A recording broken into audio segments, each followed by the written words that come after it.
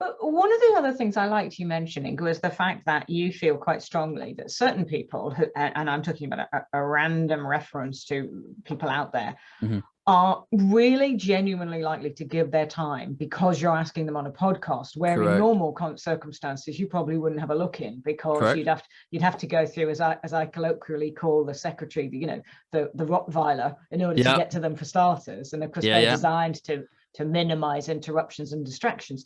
Whereas when you ask, can you come on and be a podcast guest, because I'm really interested in talking to you about whatever it is, Correct. and it's particularly in their favor and in their interest, you feel very strongly that they actually want to do that. And from there, you're attracting in someone who's got that ability now to be able to say what they feel.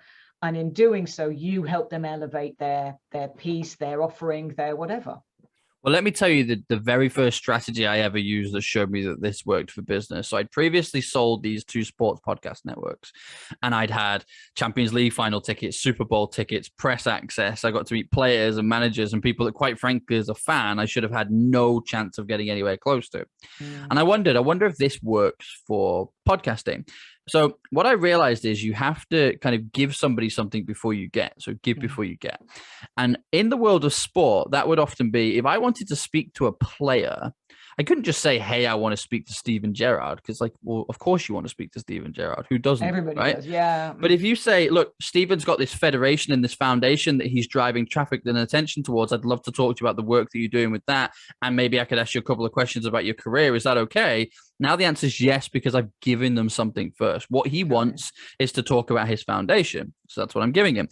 Now, in the world of business, that was even easier, because inviting you talk about the Rottweilers, the gatekeepers are a pain in the backside. You call a CEO of a company and it's like, can I speak to them about marketing services, recruitment services, leadership coaching? No, send me an email, address it to info@, and you will never get a response. You know, right?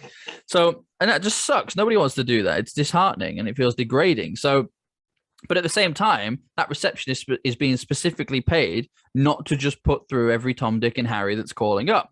Having worked in the corporate world, I was once a recruitment director at quite a senior level for a multinational company. We averaged it out once that I used to receive 15 calls a day from recruitment and search agencies.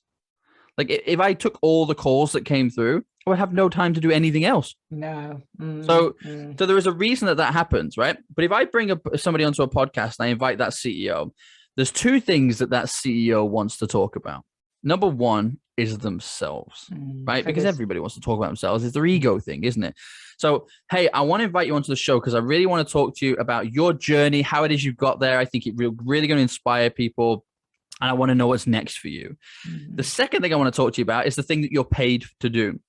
I want to elevate your company. What is it you're doing really well at the minute? And what's the plans for the next 12 months as to how you're going to continue to improve in the marketplace? Love it. They're paid to do one, they love to do the other.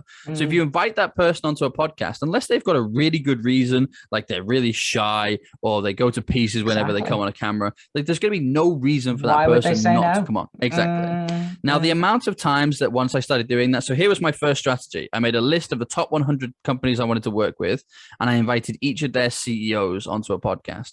Here's the result. 3 months later, I had 21 people full-time working for me globally, and I had sleepless nights because I was pretty sure I'd bitten off more than I could chew.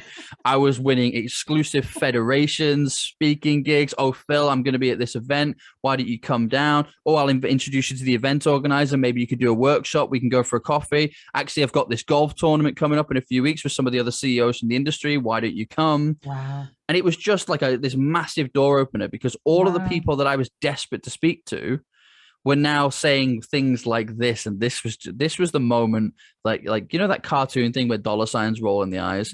This was the moment that I figured out how powerful this was. Yes. I would get to the end of the podcast and they would say things like, I like you, Phil. We should do business together. Yeah.